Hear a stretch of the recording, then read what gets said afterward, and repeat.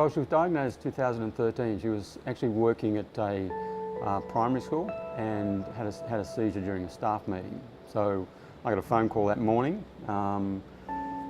just letting me know what had happened, and it took probably most of the rest of the day before they got a clear sense of what the problem was.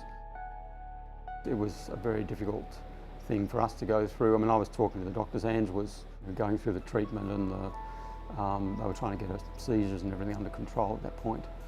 The initial prognosis for Angie was 2 to 5 years. You know, to be confronted with that at that stage with children the age they were and so on was terrifying. One of the first things that most of the people we dealt with, most of the oncologists and so on, said to us was the first thing we need, the most important thing we need from a research point of view, is a biobank.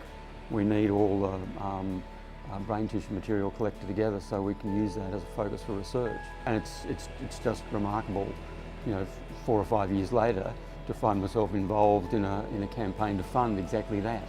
One of the problems with brain cancer is because there aren't huge numbers of people being diagnosed with brain cancer, it tends not to attract the same amount of funding, or it hasn't over the years. And that's a source of frustration, I think, for everybody. So things like the bike ride for brain cancer make a huge difference. Angie actually found the bike ride for brain cancer not long after the last ride. And you know, she said, "Look at this. I mean, how perfect is that?" I mean, not only is it a bike ride, but it's you know, exactly what everybody's been saying we need. In the moment the registration opened, I was jumping on the internet and getting myself registered to make sure I didn't miss out.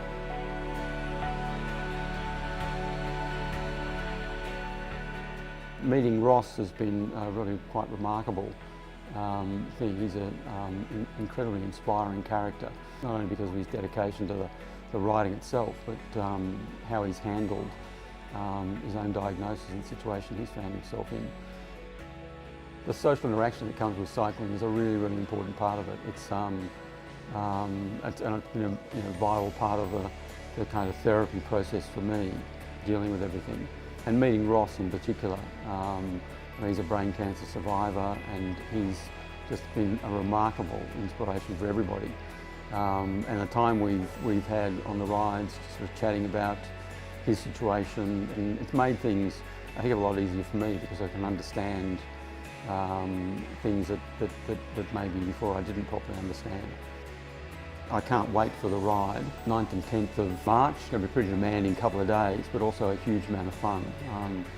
I've talked to people about this year's ride, and yeah, it sounds like an absolutely fantastic experience, so I can't wait for that.